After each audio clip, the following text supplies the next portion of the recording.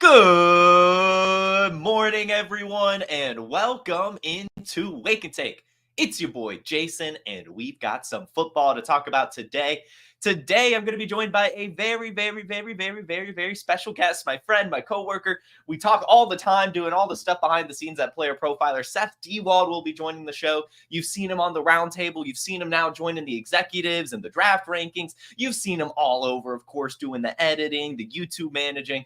A stud here at Player Profiler. So we're going to talk some football. It's going to be great. Take out your mug of coffee, sit back, relax, and enjoy the show.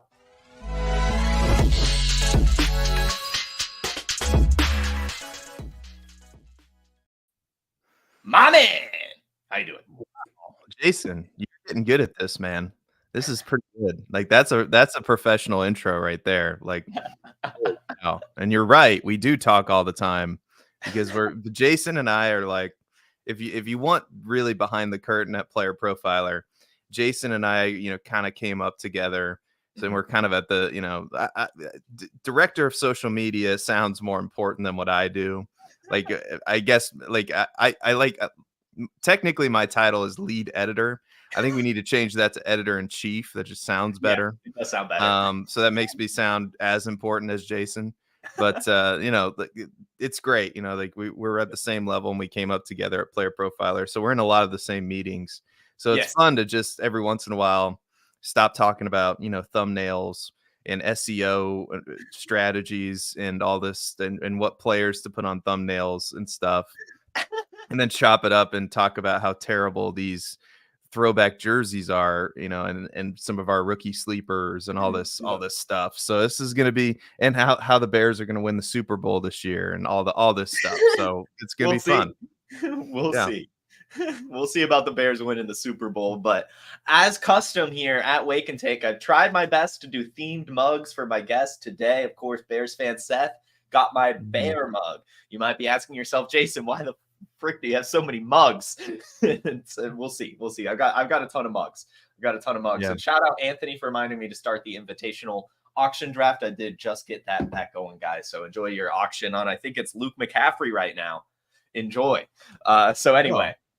I might actually have a chance to win that. I spent all my money on the auction. I know. I'm like, do I actually want to just buy a player? Or do I want to keep my money? I'm on that debate right now. But good morning, everyone, for hopping in. Dakota, Jamie, Jason, great name over there. The Fantasy Plumber, Bearded Prince, Anthony, thank you all as usual for popping in.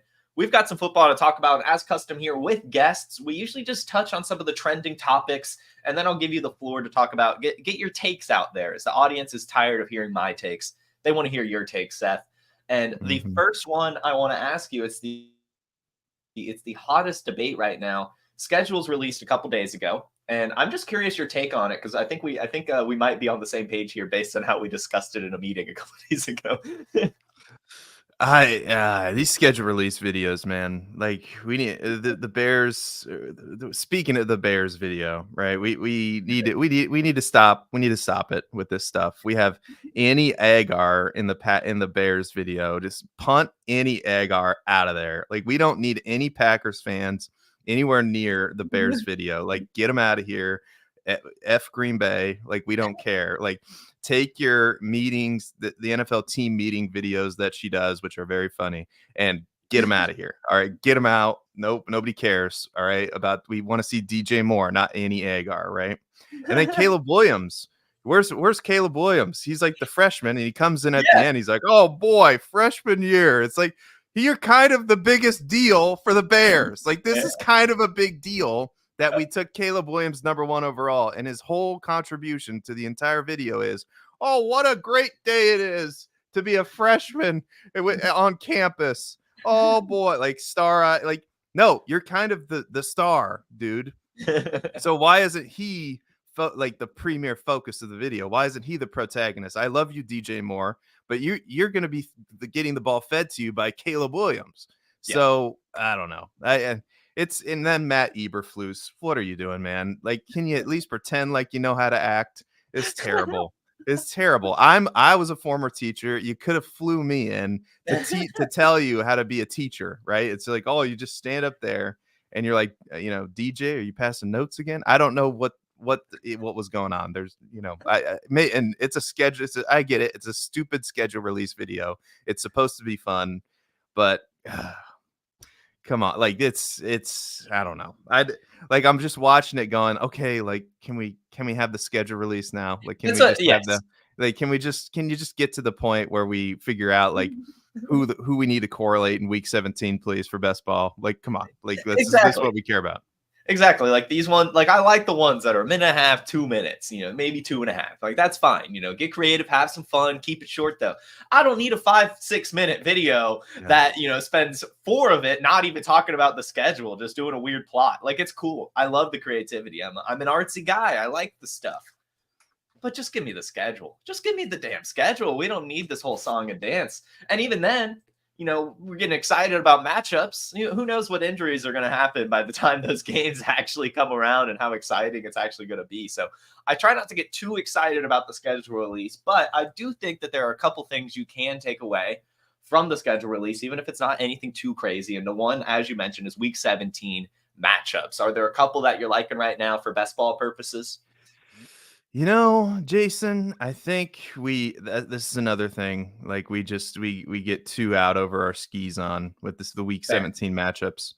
I get it. Like, let's see, like the Christmas matchup, like Ravens Texans looks pretty juicy, but again, like the NFL is just trying to take over everything. But I think you just want some exposure to all of these week 17 correlation matchups. Like, the ones that look juicy now, you remember the one that looked juicy last year was the Bengals Chiefs game. Yes. And everybody thought like, oh, this is the right one. And then I can't even remember like week 17 last year. Like I don't think it ended up being Colts Texans. There you go. I think I remember that being a massive shootout.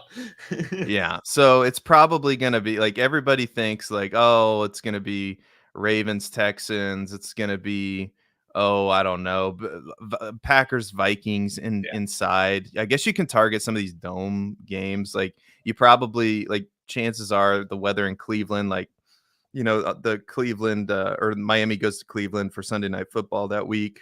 That's the chances are the weather's not going to be great that week. So, but you never know. I mean, it's like some of these, I'm trying to think like it's probably going to be like Falcons Commanders is the game that you're going to want, Like, yeah, I highlighted that one yesterday just because, I mean, those are going to be some high powered offense. It's going to be a random one. It definitely will be. But I think when I looked at it, if I remember correctly, there were a few divisional ones. You did Vikings, Packers, Texans, Ravens isn't divisional, but it's, still the shootout. 49ers, Lions, NFC Championship rematch. There were a couple divisional ones that I liked, but I can't remember them off the top of my head. But either way, I think that this year has a few matchups, whereas last year it was just Chiefs, Bengals, and then it ended up not even happening. You had Jake Browning versus one of the best defenses we've seen ever for some reason on that Kansas City team. And the worst Kansas City offense with nobody who could catch the ball. And now, like, it's just amazing. Like, not to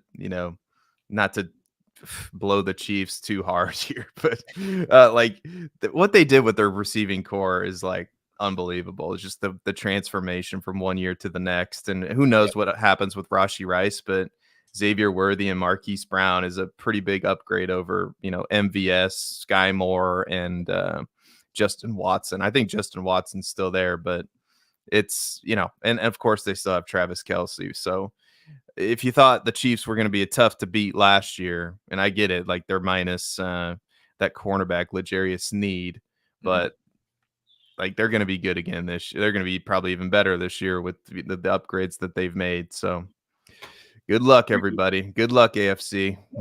It's just like crazy. But yeah, I would say if you made me pick one, the Minnesota game, like Green Bay at Minnesota, feels pretty safe as far as like a shootout goes, because that Green Bay defense was bad last year, and same goes with Minnesota. And I don't think that they've vastly improved their defense, either team. So that's my official selection. I love that because yesterday I did one puppy draft, or Chihuahua. It was the $4 one, Chihuahua, after the schedule release, and I ended up doing a Vikings Packers team just because because that's really cheap to get right now, audience. Like, yes, Justin Jefferson's expensive. That's it. Josh Jacobs goes a few rounds later. Jordan Love goes later than he should. TJ Hawkinson's barely even drafted at this point. That's an exaggeration, but I mean, he's just going so late. It feels like that. It's crazy. Yes. TJ Hawkinson is one of the biggest, like, if you want him, like, you have to get him now. It's crazy. He was the tight end 2 in fantasy last year, and from a points per game perspective. And I get it, he's coming off the injury, but we forget, this is 2024, not 2004 with these ACL injuries. Like, it's not the end of the world like it used to be. Yeah. I think he was hurt late in the season, so he's probably going to miss. But he's probably going to miss like the first month, maybe first 6 weeks of the season, probably. But from all accounts, he's recovering great. He's in the Vikings release video. Yeah, so he's in the release video. He's in the Letterman's jacket or whatever. I don't know what I didn't watch the Vikings video, but it's pretty good. It's pretty good. Okay, it was probably better than the Bears because the Bears is like, it was only a minute, so. Oh, okay. So I already like it better than the Bears. But if you think that the quarterback downgrade from Kirk Cousins, because that's like a pushback, right? Oh, Kirk Cousins, he's got a quarterback downgrade.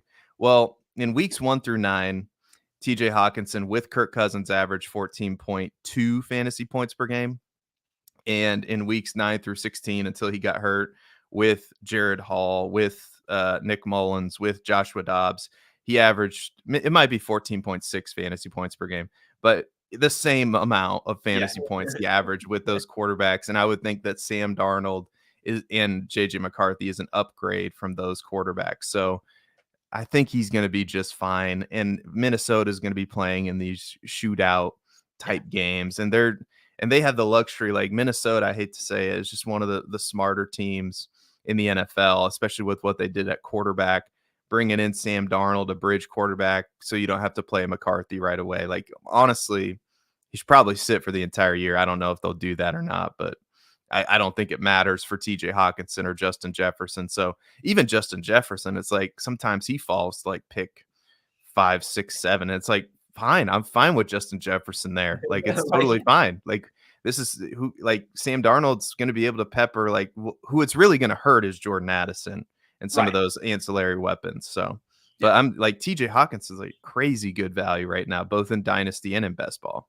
Yeah. It's awesome. It's awesome. I've been doing a lot of TJ Hawkinson exposure on my best ball drafts. Still kind of hard to get him in Dynasty just because, I mean, that's the nature of the game, right? I mean, he's still kind of ranked highly, and you're going to be able to have him on your team forever. So people don't necessarily want to give up that asset.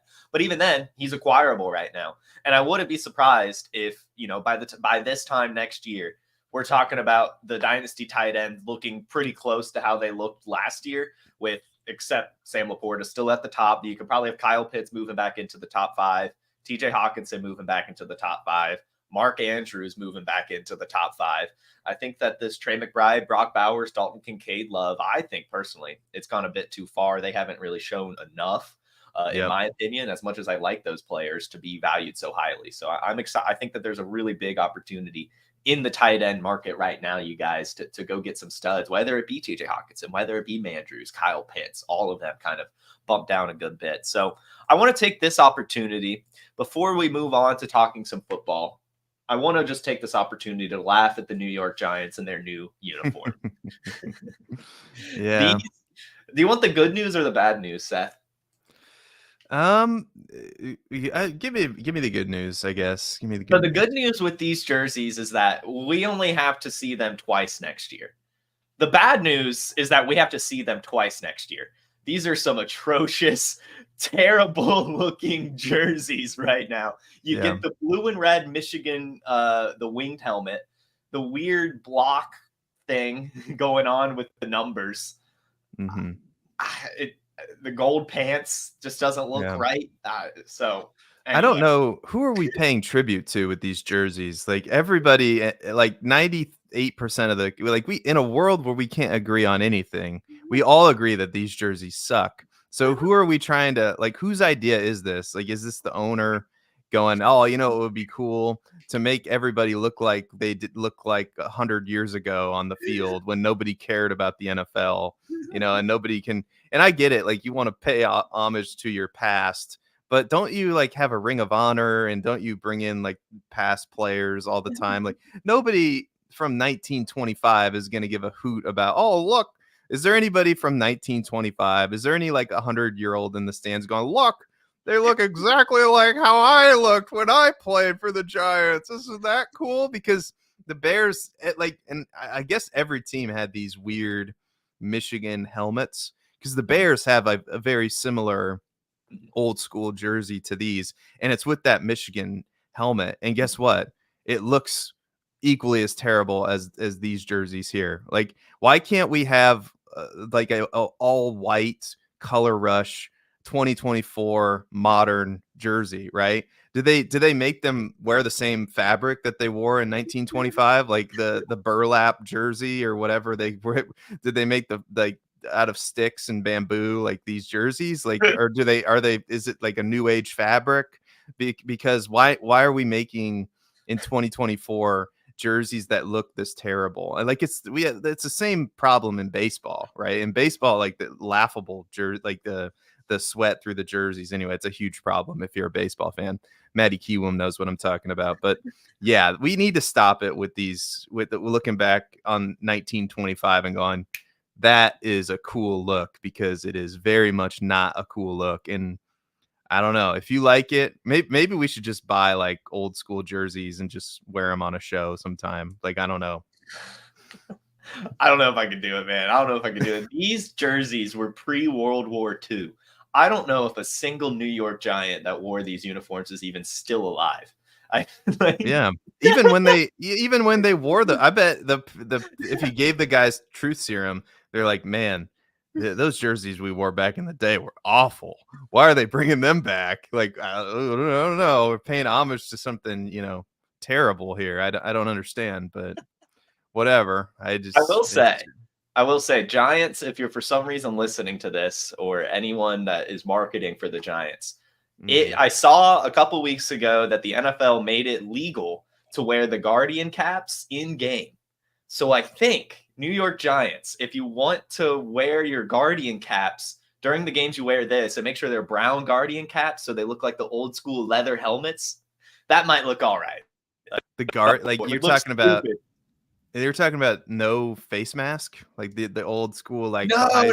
You know the weird cushions that they wear in practice now?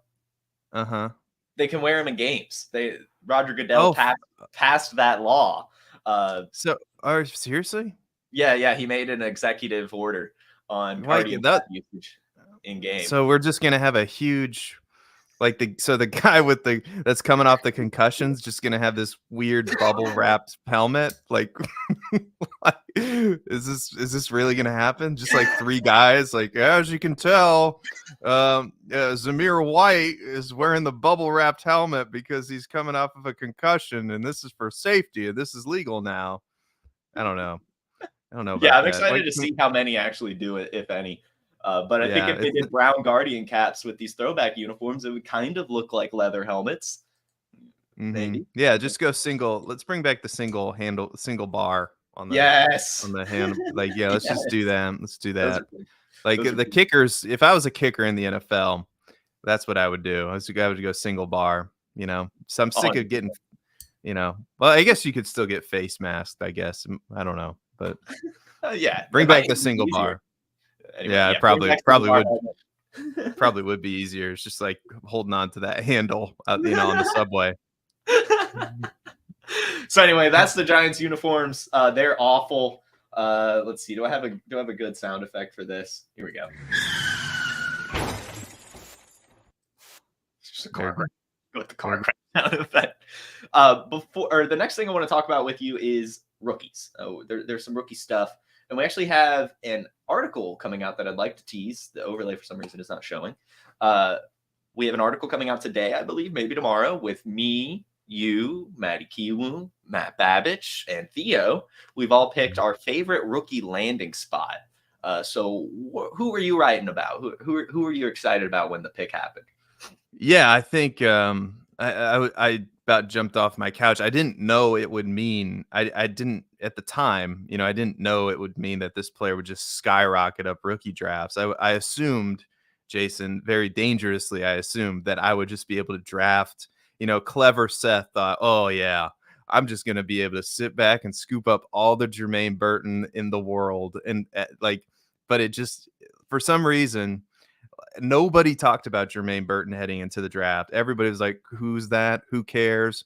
What a knucklehead! Nobody's gonna draft him high." And then guess what? Cincinnati comes in and is like, "You know what? We'll take Jermaine Burton and we'll pair him with Joe Burrow. And oh, by the way, T. Higgins might leave town soon. And oh, by the way, he's probably going to have opportunity right away in this offense as a wide receiver 3 because Tyler Boyd's gone."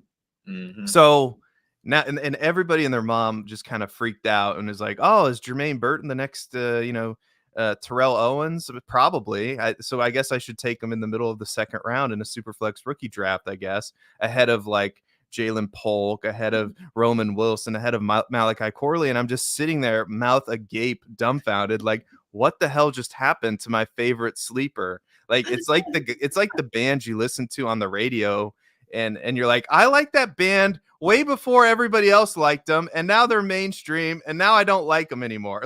Yeah. But I still like Jermaine Burton. So as the cat, let's go cat appearance on the show, comes down and ruins my set in the background, and yeah, whatever. Thank you, cat. I appreciate that. I just heard like the things falling behind me, and then that's a there we go. Oh yeah, and she loves the window up there. There's a window above the guitar, like if you see the guitar back there. Yeah. But anyway, yeah. So Jermaine Burton, too good of a landing spot, even though he was taken after Malachi Corley, after Roman Wilson, after Jalen Polk, after Adonai Mitchell, like after all these wide receivers who I think have pretty decent landing spots, especially Roman Wilson and Malachi Corley. So I wrote about Jermaine Burton. And I'm a little annoyed that I'm not like people are just pumping up Jermaine Burton to the sun, because I feel like, my take, like everybody was like, okay, Seth, whatever, like, shut up. Nobody cares. And then he gets picked by, Cincinnati, and everybody's like, oh, well, I was the first one to care about Jermaine Burton. I'm the biggest Jermaine Burton fan. I will select him with my second round rookie pick ahead of all these other players. So it's mildly annoying, but I wrote about Jermaine Burton. Nice. Well, I do just want to give you credit for the Jermaine Burton call. I remember, I think it was first mock draft live of the season, like right after the Super Bowl.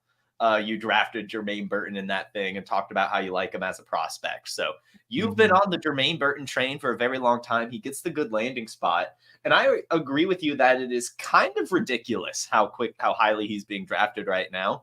I do think that Roman Wilson at least should be going ahead of him. I want to shout out actually Fantasy Plumber here in the chat. He paid a really good comment, if I can find it. You guys are chatting a lot this morning. Thank you guys. Here we go. Fantasy Plumber did a fun 4-year stat comparison this morning. Player A had 3,381 yards and 34 touchdowns. Player B had 3,684 yards and 24 touchdowns. In this, player B is T. Higgins, the one with more yards but less touchdowns. And player A is Adam Thielen in his years 30 through 33 season, like when he was older, his twilight years, still kind of getting himself up there with T. Higgins. So I mean,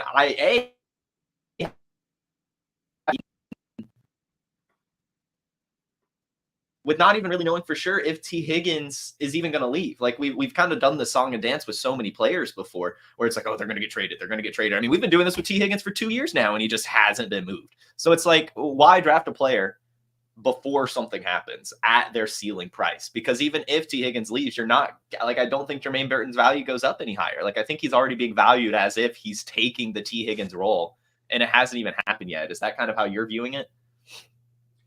Yeah, I think it comes down to Dynasty 101, and it's better to be boring in Dynasty, Jason. It's you like it rarely when you go after the flashy players, it's just like anything else in life. And you sit back and listen to advice from Uncle Seth in Dynasty, because he's been playing Dynasty for a long time. It's like when anything new in life, you don't want to buy it. You want to wait a couple years. You want to wait until the shine is off. You wait till the clearance sale comes off, because you're going to get the exact same price or not the exact same price, the exact same product, but for much cheaper, right? So that's how it is with these rookies. Some rookies, people just go, "Oh my god," because you can tell yourself a story about Jermaine Burton. You can say, "Oh my god, he's gonna get playing time right away with Joe Burrow." Well, guess what? Roman Wilson and Malachi Corley, like Malachi Corley, if you look at the depth chart, he's the wide receiver 3. And oh, by the way, Mike Williams is often hurt and coming off a major injury, and he's 29, 30 years old, right? And playing So at MetLife now, who injures players. yeah, and with Aaron Rodgers, and I get it, Aaron Rodgers, who knows if Aaron Rodgers is gonna be good, and I promise I'm not gonna, like, just go off on Aaron Rodgers Oh, here, like, God, we got Seth on the Aaron Rodgers tangent. the podfather went off on Quentin Johnston, who, by the way, Quentin Johnston's on the show sheet later, so stay tuned for that. Yes. But you get what I'm saying, though. Like, there are other rookies that with some, like, good prospect profiles, like Roman Wilson, I think is the perfect example in, like, what I would say is just as good of a situation to play right away, if not a better situation, even though Russell Wilson, and I get it, Russell Wilson, like, got cut by Denver, and the optics of that are not very good. But Russell Wilson wasn't like he was god awful for fantasy last year. He was just he just wasn't good for the Broncos and winning games, right? Mhm. So, because I remember I had Russell Wilson, like, as my quarterback 2 in a super flex league, and I made it to the championship game, except the problem was that he got benched towards the end of the year, so that was a problem. But you get what you get what I mean. Like, Russell Wilson's going to be an upgrade for Pittsburgh. And so, like, you don't want to buy anything that's, like, shiny and hot and new. If anything, like, if you have those players on your roster, if you were lucky enough to get Jermaine Burton where Jermaine Burton should be drafted, and somebody's coming after Jermaine Burton, like, yeah, like, sell that asset right now, because chances are, like, you're going to be able to buy it in a couple years for much cheaper once the shine is off the rose, or whatever that expression is, if you get what I mean. It just comes down to basic fundamental principles of economics and dynasty. Is like, you want to buy low, sell high, and you never want to be chasing, like, the newest, flashiest thing. You just want to stick with, how much, old man Adam Thielen. Nobody wants him. No, just kick him to the curb, right? He's dust. He's blah blah blah. Wants all these fantasy analysts and like all these all of us that know more than everybody else, right? In quotation mark, like, all of us are saying all these players are done. That's when you go buy them, because, like, we were talking about Najee Harris the very same way last year, or some people were. And guess what? Now Arthur Smith rolls into town with his wishbone offense, and they're gonna want to pound the rock with Najee Harris and that improved offensive line. So again, like, you just want to, this is what you want to do in Dynasty. You don't want to chase the flashiest thing, Jermaine Burton. You want to go with old reliable. You want to go Roman Wilson with that pick. Yeah, I'm with you there. I do want to see, Matt Babbage says he's taking the Tyler Boyd role. I don't know if that's necessarily true. Andre Yoshevich is still there. Trent Irwin is still there. Charlie Jones, the route technician, is still there. I think it's dangerous to go ahead and pencil someone in. We still have a lot of camp. A lot can happen here. Joe Burrow loved Andre Yoshevich last year, threw him 4 touchdown passes. That was just ridiculous for a player like that. So anyway, we'll see what happens with this Bengals wide receiver room. I think it's just as likely, my last take on this, I think it's just as likely that Jamar Chase just gets 50 more targets than it just going to someone else. Like, I think it's just as likely that they just go bonanza on feeding Jamar Chase, because, I mean, he's just that type of player. So we'll see what happens. Let's see. Where should we go next? You mentioned the Quentin Johnston. Let's talk about Quentin Johnston, because yesterday a quote came out from the general manager, and it's causing people to go a little too crazy about Quentin Johnston. This is coach speak season, even if it is general manager speak. Quentin was a player we liked in Baltimore as well last year, a player that I liked. Reminder that Chargers general manager was an executive for the Ravens last year when they took Zay Flowers.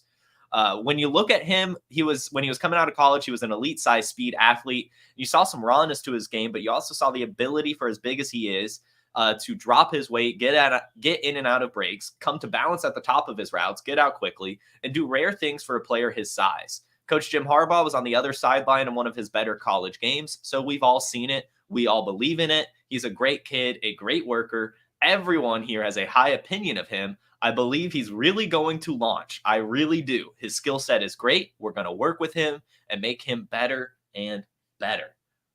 Are you buying Quentin Johnston for a 4th round pick right now? Oh, hell yeah. Okay. For a 4th round pick, yeah, like if that offer's on the table, it doesn't necessarily mean that I believe in Quentin Johnston. It's Right. just I'm playing this value game. Like he was a 1st round rookie pick last year. He's a 1st round pick in the NFL draft, and I get it. A different regime drafted him, Mhm. and this is like clearly to me doesn't mean anything because what's the GM supposed to do? Is he supposed to come out and just go, "Yeah, Quentin Johnston sucks." Like what's you know what I mean? Like what's he supposed to say?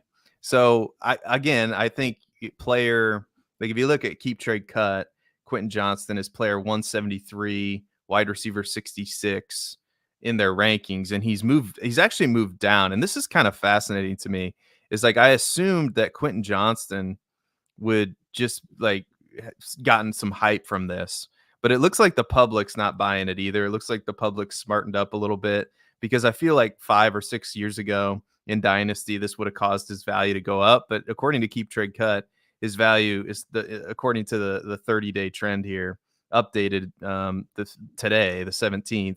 He's Mhm. actually gone down 6 spots in their rankings. So I'm buying Quentin Johnston, not because I believe in the player, but because I believe there's going to be some opportunity for him this year in that offense. And I think that offense, everybody thinks that they're just going to want to run the ball all the time with Greg Roman, but they have Justin Herbert. So they're going to be throwing the ball a fair amount, maybe not as much as they were last year, but they're still going to, they're still going to air it out at least some. And Mhm. somebody's going to have to see those targets, and it can't just be all Lad McConkey as we want that to happen, as much as I want that to happen, because I took Lad McConkey everywhere in my Mhm. rookie drafts. So there's gonna have to be some opportunity for like Joshua Palmer, Quentin Johnston, Yep. who knows, Brendan Rice. Like you're just gonna want to stash some of these guys and get them on your roster, and you can do that very, very cheaply now.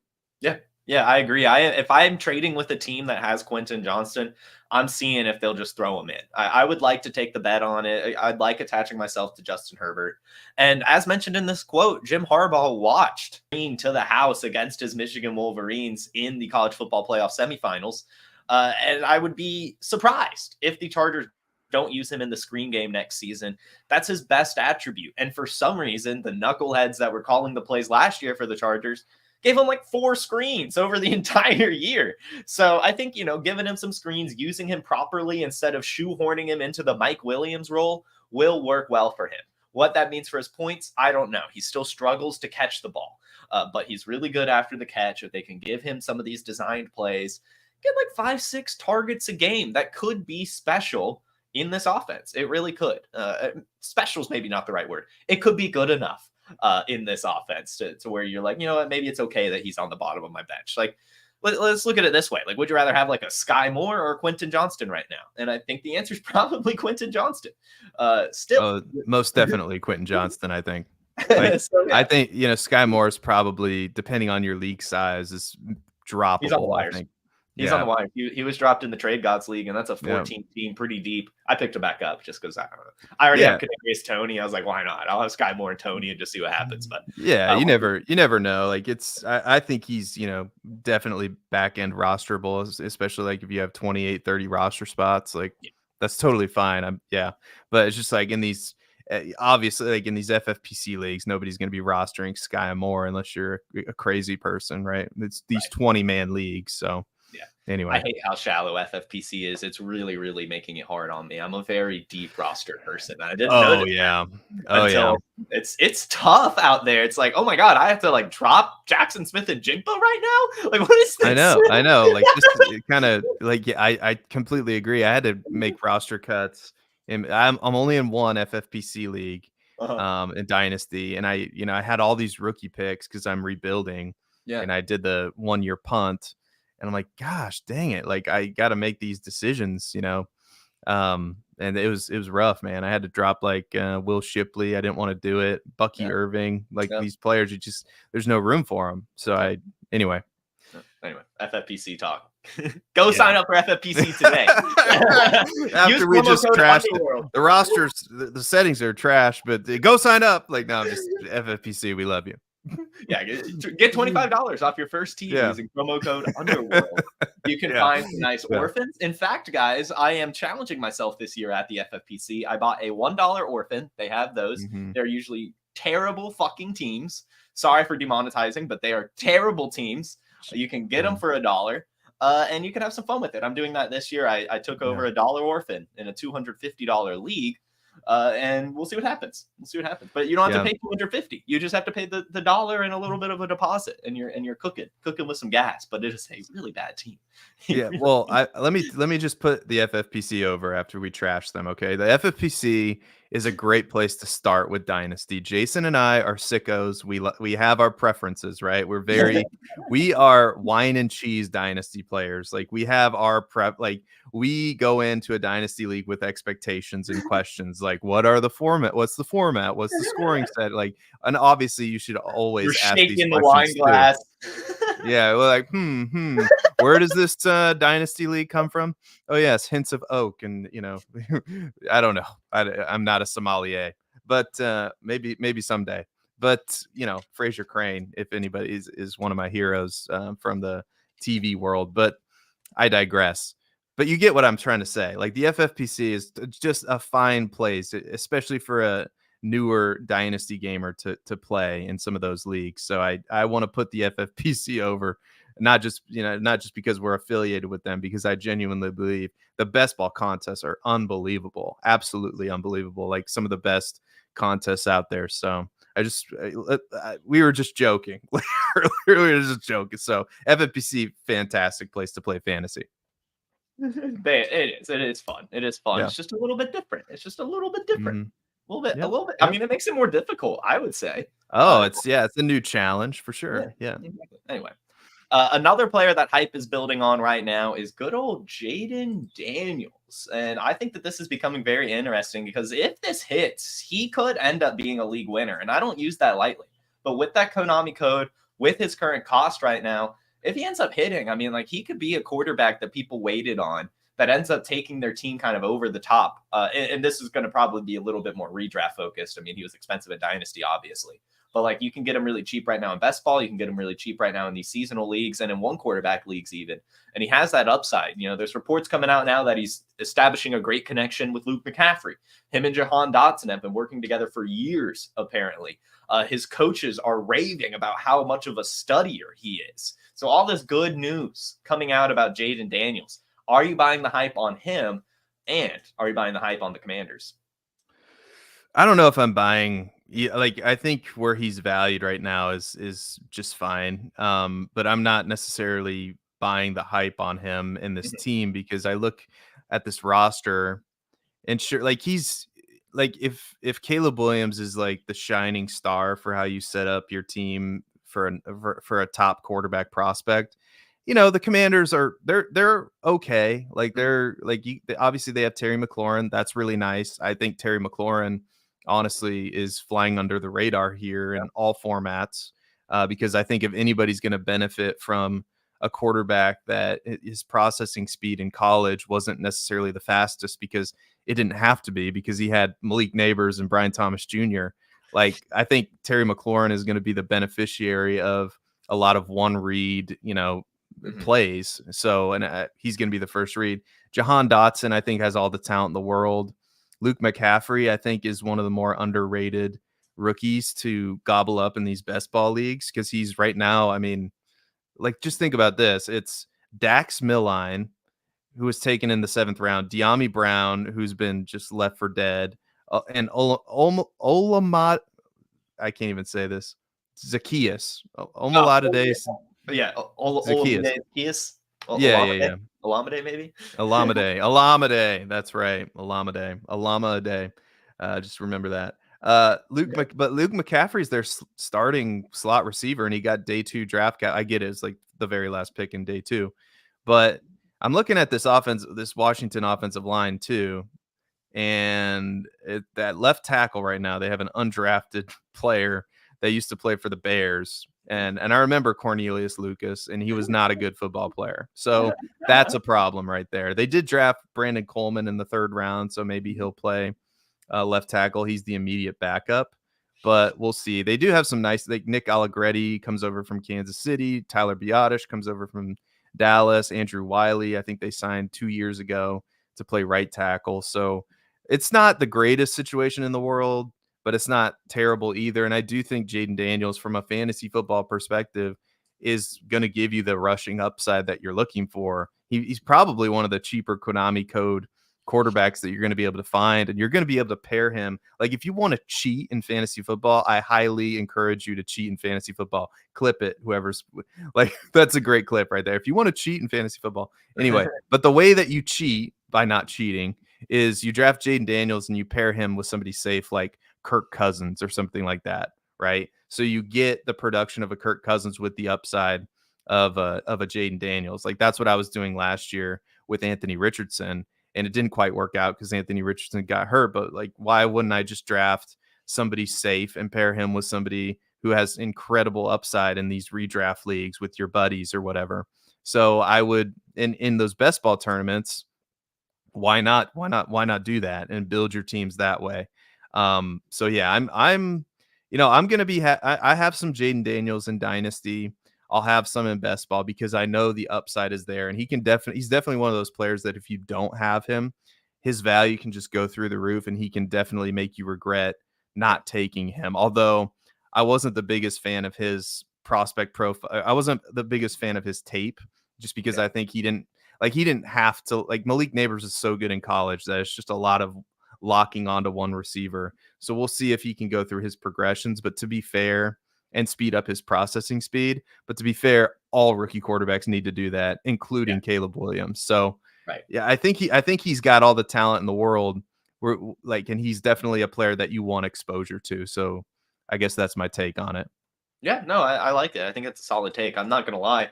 Everyone listening, don't join my Scott Fishbowl division because I don't want you stopping me from doing this. But I think I'm going to be targeting Jayden Daniels kind of later in Scott Fishbowl as kind of my back end quarterback for that Superflex league, because I think that I'll be able to stack him with the Commanders pretty well. Maybe get Ben Sinnott since it's like super tight end premium. But anyway, that's strategy for another day. Dakota asks, is he raising Terry McLaurin's value or not? He should. He absolutely should. I mean, because think about the quarterbacks that Terry McLaurin has played with. By the way, and Kirk Cousins did not play with Terry McLaurin. I looked this up. It's a lot of Sam Howell last year, Case Keenum, Alex Smith, Dwayne Haskins. Like, you can go on down the line of terrible quarterbacks that that have played with Terry McLaurin. Jayden Daniels is by far the most talented of those quarterbacks. So absolutely, it should raise his value. But like Terry McLaurin, you talk about a perfect win now player for your dynasty team. Like, that's easily, like, if you drafted Jayden Daniels in your rookie draft, also very easily stackable if you're in a best ball dynasty league too, or if you're not, if you just want the stack, it's very easy to do to go get Terry McLaurin. So yeah, he definitely should be a lot higher, because I'm not saying Terry McLaurin's DJ Moore, but like, he's in that very similar situation. I mean, look what Justin Fields did last year for DJ Moore in that situation. And like, it's not crazy to think that Terry McLaurin, like, to me in that offense, Terry McLaurin is clearly far and away the best receiving option. Like, it's a definite tear down to like Jahan Dotson and even Luke McCaffrey. So I love Terry McLaurin. He's on my buy list for sure. Yeah, I like it. I mean, if we remember, I can't remember how many points it was off the top of my head, but I do remember that it was like 2 halves that he played with Jacoby Brissett. And like, in those 2 halves last year, Terry McLaurin went off. It was like 2 touchdowns in each half. Like, it was like ridiculous. Brissett was just locking onto him, and he was cooking defenses. So I like that call. And I think that the Commanders are probably undervalued right now. Even the running back room. Even Austin Eckler and Brian Robinson, I think, are going to carry some value because they're probably going to have to lean on that run game a little bit just to get things going, at least early in the season. So it's a boring move. It's a boring move that you should absolutely make, going back to boring moves, because in Keep Trade Cuts rankings, he's down 2 spots. So there you go. There you go. So guys, get your Commanders. Get your Commanders. We are kind of buying the Jayden Daniels hype, is how I'll put it. So we've got a few more things to cover on this show sheet. I did ask you for 3 of your rookie sleepers from your awesome article that's out there, but why don't you just give us your best sleepers? So guys, Seth wrote an article on 14 different rookie sleepers. It's available at playerprofiler.com/articles. Great information about a bunch of guys but give us one little tidbit. I don't know if I think it's a little cheating a little bit, but the more that I've gone into the process of this player, the more I've liked him, and that's Rasheen Ali. Okay. The Ravens drafted him in the 5th round, towards the end of the 5th round, and you might have to spend a pick on him, especially if your rookie drafts are 5 rounds. I've seen him fall out of, like, if in a 4-round rookie draft, I've seen him fall out completely in a super flex league. But this is a guy, like, if you're looking for upside late in your draft, I mean, during his true freshman season, he rushed for over 1,400 yards, caught 45 passes, scored 24 touchdowns at Marshall in his freshman season. I mean, it's just stupid production. And if he would have kept up that production in his sophomore year, like, okay, I looked for information, like, why didn't he play really in his sophomore year? Did he get hurt? And it was a combination of that, and like the coach cited mental health. Like he stepped away from football for mental health purposes. And then he came back, and so then he came back in his senior season, or his final season in 2023, and 1,100 rushing yards, 28 passes caught for 213 yards, scored 16 touchdowns. Like, this is a mega producer in college. And you look at the Ravens backfield and you think, oh man, like, this is super crowded, right? Like, Keaton Mitchell and Justice Hill. And, well, Keaton Mitchell's undrafted. Justice Hill, I believe, was a 5th round pick. And then of course you have Derrick Henry. So there's a pathway there where if he can beat out like Justice Hill and Keaton Mitchell, if he can show that has more upside than those guys, which I actually think he does, then potentially you're looking at year 1 snaps. And he's somebody, like I said, you're probably going to have to spend a late 4th round pick on him, but there's also a chance that he falls out of the 4th round and just, you could scoop him up for free. And I'll give one more that I think is actually a sleeper. And I know we're going long here, but I'll try to make it brief. No worries. And Jordan Whittington.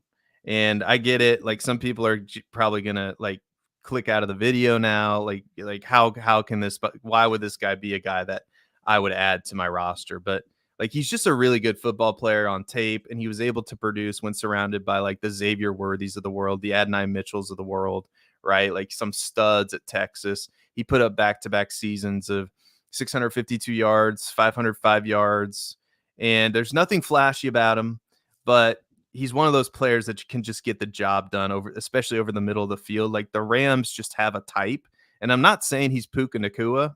I'm not saying that, but there's definitely a pathway for him to play right away, even though he was a 6th round pick, because you look at the depth chart, it's very top heavy. It's very like Cooper Kupp, obviously Puka Nacua, but Cooper Kupp's on the other side of 30. You have Demarcus Robinson there, Tutu Atwell. Somebody told me Ben Skoranek is now with the Texans, but he was listed on the R-Lads depth chart, so I'm blaming R-Lads for that. So Ben Skoranek, is out of here. So he really is just competing with Demarcus Robinson, Tutu Atwell for that wide receiver 3, wide receiver 4 spot. So there's a real chance for him to get on the field right away. And I was a big fan of his talent all season. And that's somebody for sure that you're going to be able to put on your taxi squad. And then why not Brian Flournoy, right, Jason? This is somebody you turned me on to, because he's in a very similar situation in Dallas, because everybody thinks it's going to be Jalen Tolbert. And I'm just here to tell you that it could be Ryan Flournoy. It will be Ryan Flournoy. There, I love it. I love the confidence. Yeah, I like that call. Thank you for joining me on the Ryan Flournoy train. I want to bounce back to Rasheen Ali, because I think that's an interesting call. There's a massive world, a very likely world, that Rasheen Ali would have been drafted earlier if he didn't get hurt within the first 15 minutes of the Senior Bowl. Like, it was like he looked good and then he was hurt. People were calling him a standout pretty quickly, and then he got hurt. So couldn't finish out the Senior Bowl, and that's probably led to him being a 5th round pick. He probably would have been a 4th round pick, maybe even a 3rd if he really stood out. I mean, Marshawn Lloyd got the crazy draft capital after standing out at the Senior Bowl, and he is in a really decent situation in Baltimore. Keaton Mitchell can't stay healthy. Justice Hill is what he is, and Derrick Henry's old. So I like that call a lot on the Rasheen Ali, and of course I like the Flournoy call. And with Whittington, The second you hear that he's going out to brunch with Cooper Kupp, Puka Nacua, and Matthew Stafford, scoop that bad boy up because he's going to be learning. And the Rams just find a way to, capitalize on these 5th and 6th round picks. Like they found Puka Nacua. Why can't Jordan Whittington be like a Adam Thielen like producer? I mean, and if you can scoop him up for free, then why not? I mean, and I can see it already in those 3 wide receiver sets, right?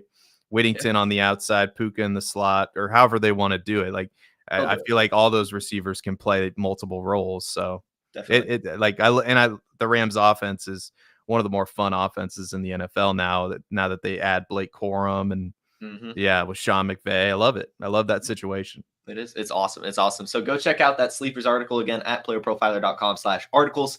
14 rookie sleepers that you can get for cheap right now. Seth, hit us with a flag plant. Flag plant. Well, it's probably cheating if I take Caleb Williams, right? But I think that's cheating. I will say that I'll say this. I'll go a different route, and it's always difficult for me to talk about the Chicago Bears, right? But I think the real beneficiary of Caleb Williams is going to be DJ Moore. And right now in Dynasty, DJ Moore is wide receiver 18. He is, player 50 overall in Keep Trade Cuts rankings. And everybody thinks that this Chicago Bears receiving room is crowded. But I challenge you, who is the Chicago Bears offensive coordinator? It is Shane Waldron. And this is another example, Jason. You want to ignore the flashy, shiny new toy in Dynasty. Who was the flashy, shiny new toy last year? Everybody and their mom and their brothers. Like, how can you not like JSN? You're an idiot if you don't like JSN. You're the dumbest person in the world if you don't like JSN. And I was sitting there going, well, Shane Waldron likes 2 tight end sets. He likes the 12 personnel. And I love Rome Odunze. I do. But the Bears brought in Gerald Everett for a reason. And you better believe that they're going to be running a lot of 12 personnel with Shane Waldron, with Cole Kmet and Gerald Everett.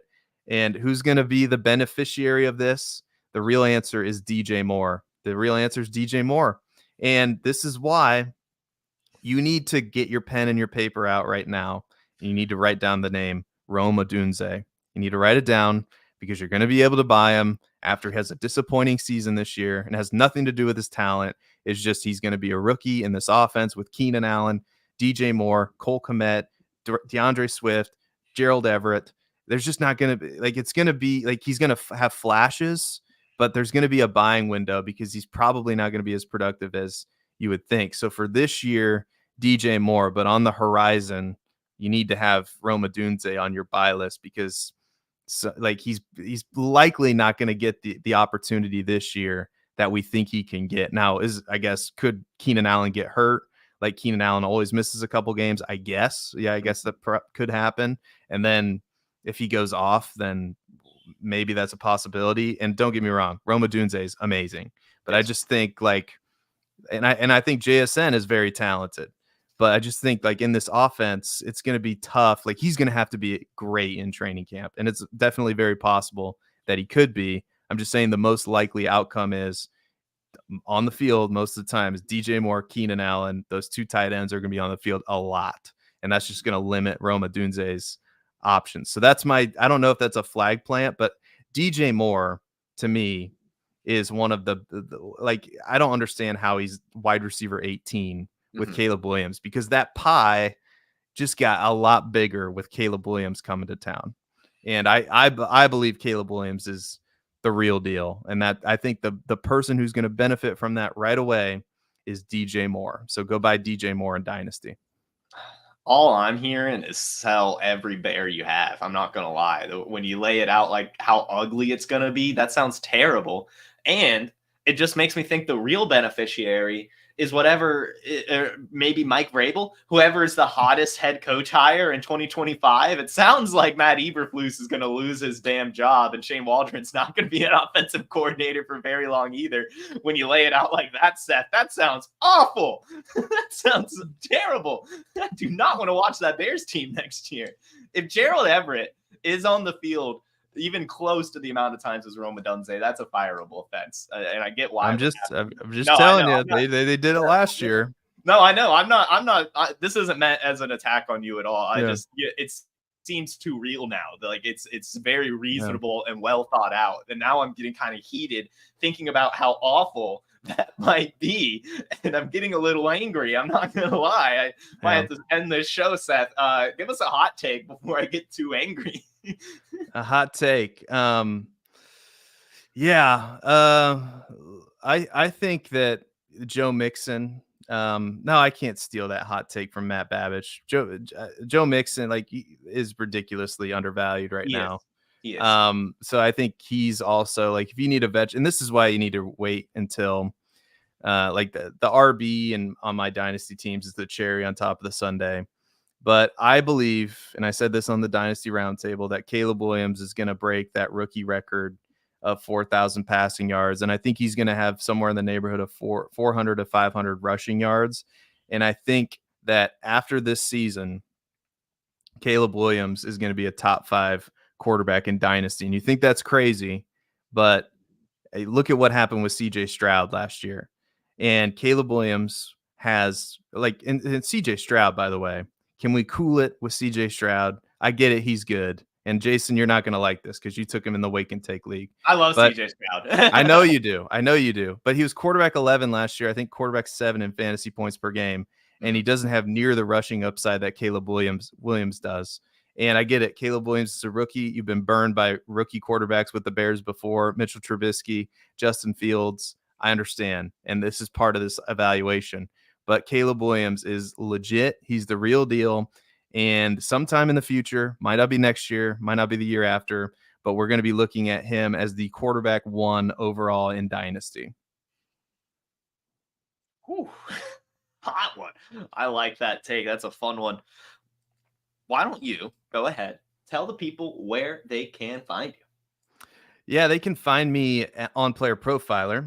I write there occasionally. I'm also the editor there. So everything that you see, articles, excuse me, all handled by myself and my team. Joel Ybarra is my assistant editor. So you should definitely follow him on Twitter, MetaFB on Twitter, I believe, or I think you can search Joel Ybarra, Ybarra. So I always shout out him because he deserves your attention.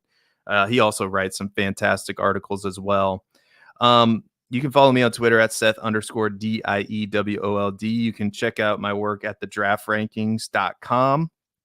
And you can follow me or subscribe to my YouTube channel, Seth Diewold, same first and last name, where I talk Dynasty and, give my rankings and give players that, sleepers, buys, sells, all the stuff that, Dynasty YouTubers do, out there. So I'm trying to follow a similar game plan to, get some subscribers and some likes and some follows. So all of that helps out. And also it helps me because I'm the YouTube manager. If you click like right now, subscribe to the channel, do it if you haven't done it.